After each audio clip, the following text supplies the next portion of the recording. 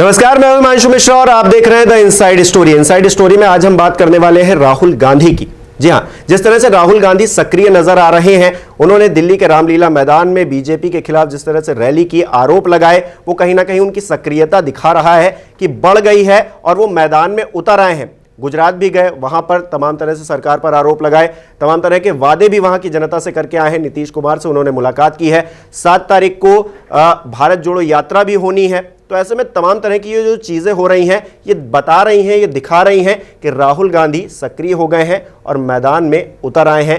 तो ऐसे में राहुल गांधी की ये सक्रियता 2024 तक चलने वाली है और 24 में क्या कमाल दिखा पाएंगे वो, ये एक बड़ा सवाल उभर कर सामने आ रहा है। संजीव त्रिवेदी जी, वरिष्ठ पत्रकार, हमारे बीच है। संजीव जी, हमें बताइए कि आखिरकार राहुल गांधी की ये सक्रियता, अध्यक्ष का ना चुना जा पाना, ये सब चीजें क्या दिखा रही? कांग्रेस के अंदर का जो माहौल है, कुछ नेता बागी भी हो गए हैं, तो ये जो चीजें एक साथ हो रही हैं कांग्रेस के अंदर, क्या भविष्य 2024 को लेकर आपको नजर आ रहा है? राहुल गांधी की सक्रियता इस वक्त जो है वो क्या दर्शाती है, उसके मायने क्या नजर आते हैं? ऐसे वक्त में राहुल गांधी सक्रिय हैं और आने वाले दिनों में रहने वाले हैं, जब एक पैरेलल लाइन विपक्ष की तरफ से ही चल रही है। उसमें नीतीश कुमार गोलबंदी करने की कोशिश कर रहे हैं तमाम विपक्षी दलों की, और इसी संदर्भ में उन्होंने राहुल गांधी से भी मुलाकात की है। अब सब मिलकर के अपनी अपनी धाराएं चलाते हैं, तो जाहिर है विपक्षी एकता और जमीन को मजबूत करने की कोशिश सबों की होगी।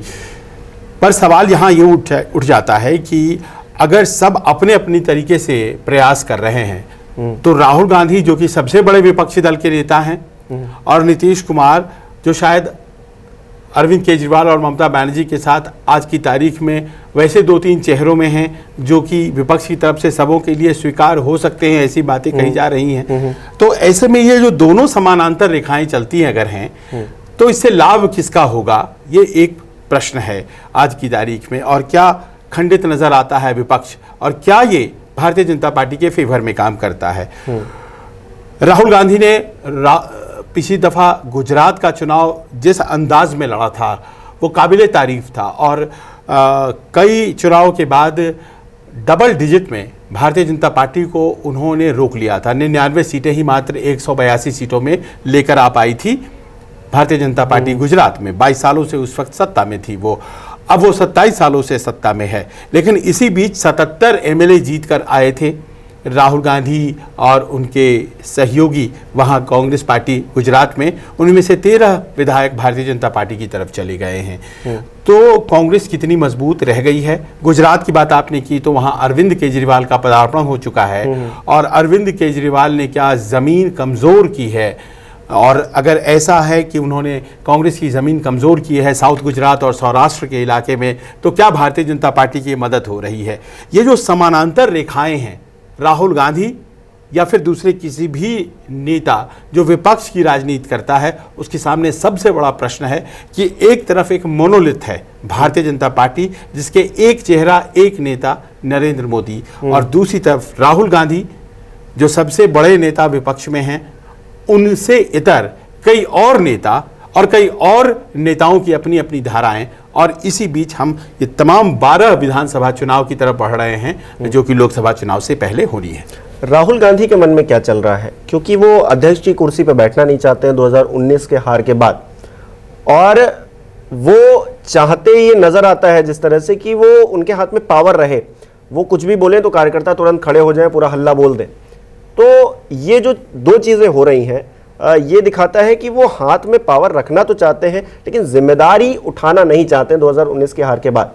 तो अगर वो जिम्मेदारी नहीं उठाएंगे तो फिर जिम्मेदारी उठाएगा कौन कांग्रेस की? मैं इसे मातोश्री मॉडल बोलता हूं। देखिए, इस मॉडल का सबसे पहले इजाद, जिसकी बात आपने कही कि पावर मेरे हाथ, जिम्मेदारी आपके हाथ, किंग मेकर वाला, तो मातोश्री मॉडल वही तो था।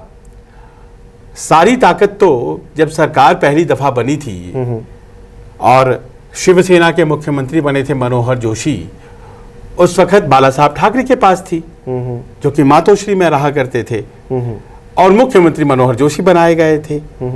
यानी कि जो बाला साहब कहेंगे वो मनोहर जोशी करेंगे। जिम्मेदारी मनोहर जोशी की, लेकिन बाला साहब के ऊपर कोई जिम्मेदारी नहीं। फेल अगर करती है सरकार तो उनकी। अब कांग्रेस में 2004 में जब ये प्रयोग हुआ कि यूपीए की एक कोऑर्डिनेशन कमेटी बना दी गई और ये जो कोऑर्डिनेशन कमेटी ये एडवाइजरी काउंसिल की तरह हो गई, जिसकी अध्यक्ष सोनिया गांधी हो गई। नेशनल एडवाइजरी काउंसिल बनाया गया और नेशनल एडवाइजरी काउंसिल जो कहता था प्राइम मिनिस्टर मनमोहन सिंह उसको किया करते थे। तो पावर इधर 10 जनपद के पास था और जिम्मेदारियां जो थी वो मनमोहन सिंह के पास थी। इसलिए आपको याद होगा कि वो फेमस क्लासिक केस है कि एक ऑर्डिनेंस लाए और राहुल गांधी ने वो फाड़ दिया। प्राइम मिनिस्टर का पास किया हुआ ऑर्डिनेंस एक एमपी ने फाड़ दिया क्योंकि वो 10 जनपद में रहते थे और ये मातोश्री मॉडल के तहत उस दौर का वो मातोश्री बन गया था। तो अभी भी वही है जो आप बात कह रहे हैं। अध्यक्ष पद उन्होंने 2019 में तब छोड़ दिया जब चुनाव हार गए। तो उन्होंने अगर अध्यक्ष पद छोड़ा और ये कहा कि गांधी परिवार का कोई व्यक्ति अध्यक्ष नहीं बनेगा, तो अंतरिम अध्यक्ष कैसे सोनिया जी बनी? अंतरिम अध्यक्ष अगर सोनिया जी बनी तो फिर अंतरिम का कोई काल होता है। ये 3 साल कैसे चल गया वो? और आज की तारीख में ये स्पष्ट क्यों नहीं है कांग्रेसियों के बीच कि राहुल गांधी बनेंगे अध्यक्ष या नहीं बनेंगे अध्यक्ष? चुनाव की तारीख की घोषणा हो चुकी है अक्टूबर 17 और 19 को घोषणा भी हो जाएगी कि कौन बनेंगे अध्यक्ष। ज्यादातर लोग चाहते हैं राहुल गांधी बने। मैं रामलीला मैदान में कल था और मैंने यूं ही पूछा क्योंकि बड़े बड़े कटआउट और एक एक अक्षर को लेकर के कुछ लोग ऐसे खड़े हो गए थे जिसपे लिखा हुआ था we want Rahul Gandhi as president. तो मैंने बहुत से लोगों से पूछा, सबने कहा राहुल गांधी को बनना चाहिए और परिवार का कोई व्यक्ति ही अध्यक्ष बनना चाहता है, लेकिन राहुल गांधी रिलक्टेंट, वो नहीं बनना चाहते हैं। संदेश यही आ रहे हैं कि वो अशोक गहलोत को किसी को बना देना चाहते हैं, वो खुद नहीं सामने आना चाहते। ये बहुत बड़ा हास्यास्पद स्थिति नहीं है कि इतनी बड़ी पार्टी, इतने बड़े बड़े नेता और सत्ता भोगी तमाम नेताओं ने एक अध्यक्ष नहीं मिल रहा है और आधी पार्टी ये कह रही है कि राहुल गांधी को हो जाना चाहिए, आधे बागी हुए जा रहे हैं और जिस तरह से एक ग्रुप बन गया 23 लोगों का बगावती ग्रुप जिसने कहा कि कांग्रेस में सुधार होना चाहिए, ये सबसे बड़ी विपक्षी पार्टी के अंदर हास्यास्पद स्थिति नहीं नजर आती है? दुर्दशा। कल की बात है कि एक ट्वीट G23 के एक नेता राज बब्बर का सामने आया जिसमें उन्होंने प्रधानमंत्री जनधन योजना की तारीफ की। वो G23 के नेता हैं, उन्होंने प्रधानमंत्री जनधन योजना की तारीफ की और कहा कि पैसा सीधे दिल्ली से चले और लाभार्थी तक पहुंचे, ये क्रांति है। और आधा से ज्यादा जो जनधन अकाउंट होल्डर्स हैं वो महिलाएं हैं, ये इस योजना की और भी ज्यादा खूबसूरती है। और फिर उन्होंने कहा कि ऐसी ही एक योजना मनमोहन सिंह के सरकार में आपका पैसा आपके हाथ नाम से चलाई गई थी, उसमें भी यही था कि डायरेक्ट बेनिफिट ट्रांसफर, और ये हकीकत है, सही में ये आया था योजना, दिल्ली से पैसा जाएगा अकाउंट में सीधे जाएगा। उन्होंने कहा कि कार्यान्वयन इस सरकार में बेहतर हुआ। बहुत लोगों ने सोचा कि अरे ये तो भारतीय जनता पार्टी में जाने का कोई नया उपक्रम तो नहीं बनाया उन्होंने, बहुत लोगों ने। पर मुझे जो समझ में बात आई कि अपनी चीजें आप होल्ड नहीं कर पाते हैं। ये योजना उस ट्वीट में भी लिखा हुआ है कि उस दौर में आई जब मनमोहन सिंह की सरकार थी। कोई नई योजना भारतीय जनता पार्टी लेकर के नहीं आई है, कार्यान्वयन बेहतर हुआ है। अपनी चीजें आप होल्ड नहीं कर पाएंगे तो जाहिर है दूसरे इसका लाभ उठा पाएंगे। आपकी पार्टी है, राहुल गांधी उसके एक एक्टिव मेंबर हैं, कांग्रेसियों की पार्टी है। आपको पता है 12 करोड़ वोट आए थे कांग्रेस को 2019 के चुनाव में, 20 करोड़ वोट लाई थी भारतीय जनता पार्टी। अगर 4 करोड़ वोट इन्हें ज्यादा आते और उन्हें कम आ जाते तो बराबर हो जाते। तो अंतर इतना कम था। 12 करोड़ वोट देश में कम नहीं होते हैं, लेकिन आपने उस विश्वास का क्या किया? उसके बाद जितने विधानसभा चुनाव हुए एक के बाद एक हारते चले गए। अच्छा, जब चुनाव आता है तभी कांग्रेसी एक्टिव नजर आते हैं, वैसे बिल्कुल निष्क्रिय से हो जाते हैं। जैसे भारतीय जनता पार्टी के लिए ये कहा जाता है कि वो हमेशा इलेक्शन मोड में रहती है। कांग्रेस जब सर पे चीजें आ जाती हैं, समस्या आ गई है, आपदा आ गई है, चुनाव आ गए हैं, तो हम सक्रिय हो जाएंगे। देखिए, उससे काम चलता नहीं है। वैकल्पिक नेतृत्व तो कांग्रेस में है नहीं।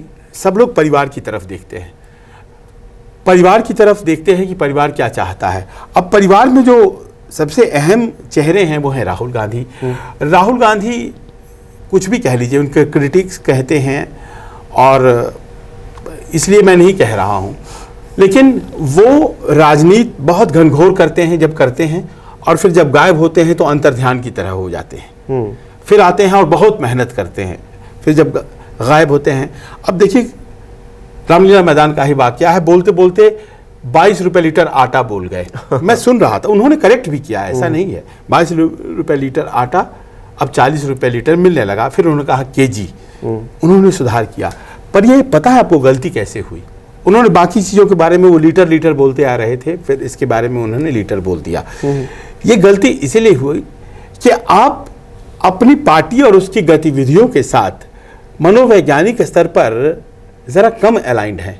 परसों पहुंचे भारत और कल इतनी बड़ी मीटिंग को एड्रेस कर दिया, जिसके लिए पता नहीं कितनी तैयारियां हो रही थी। 20-25 दिनों से मैं देख रहा था, कांग्रेसी लगे हुए थे, बहुत मेहनत कर रहे थे। दूर दराज के इलाकों से लोग दिल्ली पहुंचे थे, बड़े बड़े नेता आए थे। आप परसों आते हैं, कल भाषण दे देते हैं। आपका भाषण तैयार नहीं था, वही पुरानी बातें रिपीट कर रहे थे, कुछ भी नई बातें सामने नहीं आई। माफ करिएगा, कुछ भी नई बात सामने नहीं आई। वही नफरत की राजनीति बीजेपी करती है, वही एक बात के भारत, दो भारत हैं, एक इंडिया है और एक भारत है, गरीब का भारत है, एक अमीर का भारत है, वही दो उद्योगपति हैं। तो ये सारी बातें हम सुन चुके हैं। What is it that is new in your delivery? आप भाषण अगर तैयार कर लेते और फिर सोचते कि मैं इस रामलीला मैदान को यादगार बनाने के लिए क्या कहूंगा। देखिए कांग्रेस में ऐसा पहले हुआ है, ऐसा नहीं है कि नहीं हुआ था। हम लोग याद करते हैं जयपुर अधिवेशन 2003, उसमें क्या हुआ था। उसके पहले पंचमढ़ी अधिवेशन, उसमें क्या हुआ था। फिर जयपुर 2013, उसमें क्या हुआ था। राहुल गांधी वाइस प्रेसिडेंट बनाए गए थे। अभी हाल में उदयपुर अधिवेशन थोड़े दिनों पहले, उसमें क्या हुआ था। महंगाई के खिलाफ हुआ था। पत्रकार याद करते हैं, आप रामलीला मैदान ऐतिहासिक मैदान है, आप याद करिए यहां से क्या क्या नहीं हुआ है। इमरजेंसी के खिलाफ जयप्रकाश नारायण का शंखनाद यहीं से हुआ था, इसी रामलीला मैदान से। उसके बाद 1977 का चुनाव, और उसमें अटल बिहारी वाजपेयी और तमाम दूसरे नेताओं ने कांग्रेस के साथ खिलाफ ऐलान जंग का ऐलान किया था, इसी रामलीला मैदान से। हाल में 2011 का अन्ना आंदोलन, और वहां पर अन्ना और अरविंद केजरीवाल का वो बड़ा लंबा अगस्त के महीने का आंदोलन, और उसके बाद बाबा रामदेव का भी आंदोलन। रामलीला मैदान तो ऐतिहासिक और रजिस्टर किया जाता है। आपने क्या बोला वहां पे?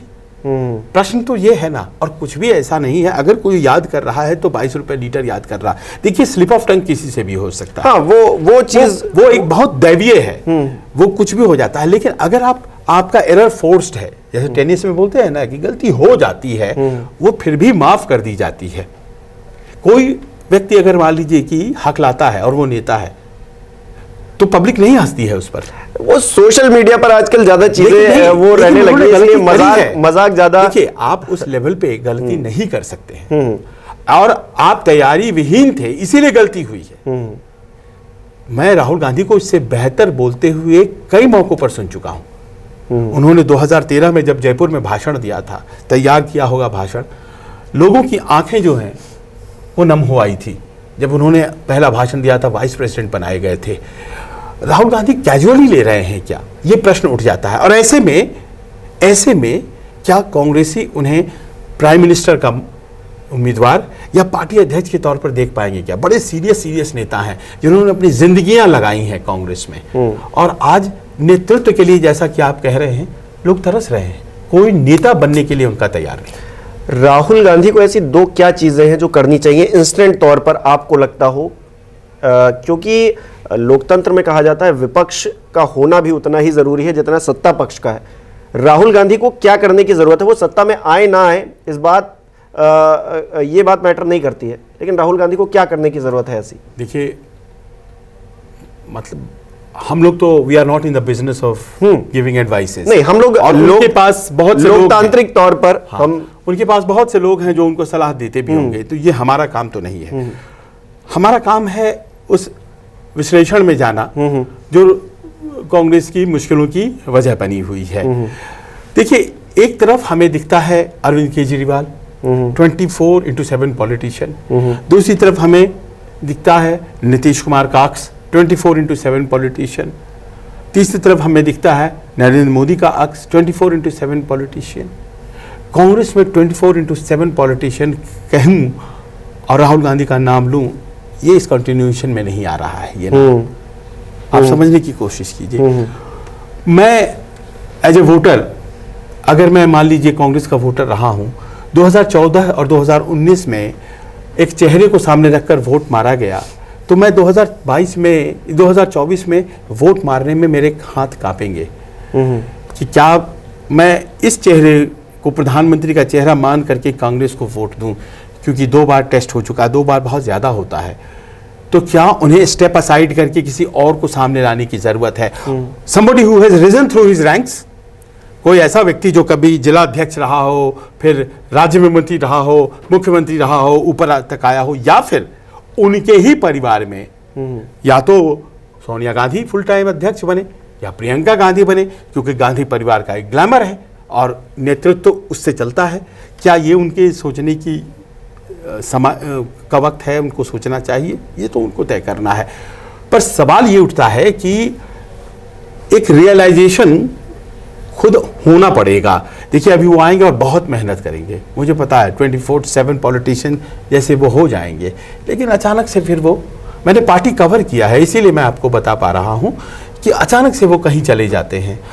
दूसरी बात यह है कि लोगों के, आप अगर मानस पटल से अंतर्ध्यान हो जाते हैं और अगर आपको लोग नॉन सीरियस मान लेने लगते हैं तो विकल्प की तरफ जाने लग जाते हैं, और जैसे ही उन्हें विकल्प मिल जाता है तो उधर से खींच के वापस उनको लाना बड़ी मुश्किल हो जाती है। कांग्रेस ऐसी पार्टी है कि हर गांव में वोटर है, देश के हर गांव में कोई न कोई आपको कांग्रेस पार्टी का झंडा बरदारी कर रहा है। ये एक हकीकत आज की है, आज भी आपको मिल जाते हैं। इतने बड़े फैलाव की पार्टी है, उसको कैपिटलाइज नहीं कर पाना, ये किसकी गलती है? इसके भी आत्मावलोकन की जरूरत। भारत जोड़ो यात्रा बहुत बड़ा स्टेप होगी अगर कांग्रेसी आम आदमी से जुड़ पाए, उनकी समस्याओं को जान पाए, लगता है सर? बहुत ही नोबल स्टेप है, बहुत ही बढ़िया स्टेप है। और जिस तरह से पार्टी को लोगों तक ले जाने की ज़रूरत है, ग्रास रूट्स तक, तो शायद ये बड़ा नायाब है और लोग जुड़े। जब कन्याकुमारी से ये शुरू होता है और नॉर्थ तक आता है, देखिए दक्षिण में तो समर्थन है कांग्रेस पार्टी के पास, ऐसा नहीं है कि नहीं है, और उत्तर भारत से ज़्यादा है। पर इस बात को समझिए कि भारत जोड़ो यात्रा क्या उत्तर प्रदेश बिहार में जोड़ेगी? ये सबसे बड़ी बात है। उत्तर प्रदेश और बिहार में जब तक नहीं जुड़ती है जनता इस पार्टी से जिसका नाम कांग्रेस है, मुश्किल है। 120 सीटों में आपकी नगण्य स्थिति है आज की तारीख में, और 120 मतलब 1/5 ऑफ द एंटायर सीट्स में आप हैं ही नहीं अगर, तो कैसे होगा? अच्छा, एक चीज़ और, जैसे गुजरात गए, राहुल गांधी गुजरात पहुंच जाते हैं, वहाँ पे तमाम चीज़ों का जिक्र करते हैं कि हम फ्री बिजली भी देंगे, किसानों का ऋण माफ़ करेंगे, और वो कहते हैं कोविड में जितने लोग जिनकी डेथ हो गई उनको मुआवजा भी देंगे, तमाम तरह की बातों का जिक्र करते हैं, वहाँ जाकर अपनी बातों को रखते हैं। अन्य राज्यों में जब चुनाव होते हैं तो ऐसा करते हुए वो खास तौर पे नजर नहीं आते हैं, क्योंकि गुजरात है तो वहाँ जाकर वो हल्ला बोल कर रहे हैं। हिमाचल प्रदेश कल को जाएंगे और बहुत सारी रैलियां करेंगे, तमाम चीज़ें वादा करेंगे, ऐसा होगा, हो तो उनकी पार्टी के लिए अच्छा है, उनके लिए अच्छा है, लेकिन ऐसा होता हुआ आमतौर पर पिछले चुनाव में नजर नहीं आया। वो सिर्फ केंद्र की राजनीति करना चाहते हैं, राज्य में कांग्रेस कैसे मजबूत हो, उनको उनकी जो स्वीकार्यता है वो बढ़े, ये वो नहीं कर रहे हैं, इसीलिए पीछे रह रहे हैं। आपने तो वो मूल प्रश्न फिर से कुरेद दिया कि पहले कांग्रेस मजबूत थी क्योंकि उसके रीजनल छत्रप मजबूत थे। उसके पास बड़े नेता थे। देखिए, आपने गुजरात का नाम लिया, गुजरात में माधव सिंह सोलंकी थे, और उन्होंने जो रिकॉर्ड बनाया है 149 सीट 182 में, आज तक किसी ने नहीं तोड़ा है, नरेंद्र मोदी भी नहीं तोड़ पाए, आज तक वो नहीं टूटा है रिकॉर्ड। उसी प्रकार शिवचरण माथुर राजस्थान में, जगन्नाथ मिश्रा बिहार में, उत्तर प्रदेश में तो कई नेता थे, श्रीपत मिश्र आखिरी नेता यूपी में हुए, बहुत बड़े बड़े नेता, HKL भगत दिल्ली में, ये ऐसे मजबूत नेता थे। पटनायक उड़ीसा में, ये ऐसे बड़े और मजबूत नेता थे। वाई राजशेखर रेड्डी आंध्र प्रदेश में, कि जिनकी मौजूदगी की वजह से कांग्रेस को ताकत मिलती थी। आज की तारीख और उनकी ताकत और चेहरा गांधी परिवार का मिलकर के वोट ले आया करता था। रीजनल पावर सेंटर्स को खत्म करने से, आप राज्य स्तर की बात छोड़ दीजिए, प्रदेश में भी छोटे छोटे अंचलों में बड़े बड़े नेता हुआ करते थे। कमलापति त्रिपाठी, तो पूरा पूर्वांचल उनके दम पर कांग्रेस की राजनीति हो जाया करती थी। अब सवाल ये उठता है कि इतने छत्रप हैं क्या और कहाँ हैं, और अगर नहीं है तो कौन उसके लिए जिम्मेदार है? क्या वो विश्वास डाला गया? हम लोगों ने अपनी आंखों से देखा कैसे अमरिंदर सिंह को खत्म किया गया, उस व्यक्ति के कहने पर, जो व्यक्ति आज खुद जेल में है, सिद्धू। तो क्या आप राज्यों में स्थिति तो इनकी राष्ट्रीय पिछलग्गू पार्टी जैसी हो गई है। हर राज्य में आप देखिए, ये अकेले चुनाव लड़ रहे हो, मजबूती के साथ लड़ रहे हो, नजर ही नहीं आता। हर किसी की बैसाखी इस्तेमाल करने की कोशिश करते हैं। इतनी बातें हम लोगों ने जो ईमानदारी से कही और जो बात अभी आपने कही, तो आखिर में ये कहना पड़ेगा कि अगर इस बार राहुल गांधी को पीएम प्रोजेक्ट किया जाता है, इस विश्लेषण के बाद अगर कांग्रेसी नहीं मानते हैं, तो फिर जान लीजिए कि फायदा भारतीय जनता पार्टी का है। इसको मानने में किसी को गुरेज नहीं होना चाहिए। और अगर वो स्टेप बैक करते हैं और किसी और को आगे आने देते हैं और विपक्षी एकता में मददगार साबित होते हैं, तो शायद वो फाइट बनती है। क्योंकि कांग्रेस सबसे बड़ा दल होने जा रही है, ये बात मान करके चलिए। गिरी स्थिति में भी, क्योंकि उस पार्टी का फैलाव है, वो हर जगह चुनाव लड़ती सत्ता में रहे हैं, तो गिरते गिरते भी वो ज्यादा सीटें लेकर के आएगी। बाकी जितनी भी पार्टियां आप बात कर रहे हैं, अगर आम आदमी पार्टी को छोड़ दीजिए, तो हर अपने राज्य में ही सीमित है। तो फिर ऐसे में जाहिर है कि कांग्रेस की जिम्मेदारी है, और खास तौर पर कांग्रेस में राहुल गांधी। तो राहुल गांधी की जिम्मेदारी है, और राहुल गांधी की जिम्मेदारी सिर्फ पार्टी को जोड़ना नहीं है, इस लोकतंत्र के लिए भी उनकी जिम्मेदारी है। और संजीव जी ने जिस तरह का जिक्र किया कि 24/7 की राजनीति राहुल गांधी को करनी होगी। अगर वो नहीं करेंगे, आज चुनाव है, बात कर रहे हैं, कल को वो गायब हो जाएंगे, तो उनकी और भी दुर्दशा, उनकी पार्टी की और भी दुर्दशा होती हुई नजर आएगी, जो कि इस लोकतंत्र के लिए मैं मानता हूं सही नहीं है। क्योंकि लोकतंत्र में विपक्ष का मजबूत होना भी जरूरी है। क्योंकि राहुल गांधी जब जिक्र करते हैं कि हमको संसद में भी बोलने नहीं दिया जाता है, तो कहीं ना कहीं उनकी कमजोरी है, इसीलिए नहीं बोलने दिया जाता। अगर वो मजबूती के साथ विपक्ष में खड़े होते तो उनको भी बोलने दिया जाता, बराबर की वो बात कह पाते, लेकिन नहीं कह पाते हैं क्योंकि वो कमजोर होते चले जा रहे हैं। दर्शक हमारे क्या सोचते हैं इस पूरी जो हमने चर्चा की उसको लेकर, और राहुल गांधी और कांग्रेस का जो भविष्य है उसको लेकर, कमेंट करके हमें बता सकते हैं। बहुत बहुत शुक्रिया। नमस्कार, मैं हूं मानक गुप्ता। अगर आपको हमारा ये वीडियो पसंद आया हो तो इसे लाइक और शेयर जरूर करें, और हाँ, हमें सब्सक्राइब और फॉलो करना ना भूलें, ताकि आप देश और दुनिया की कोई खबर मिस ना करें। तो जुड़े रहिए हमारे साथ और देखते रहिए News 24।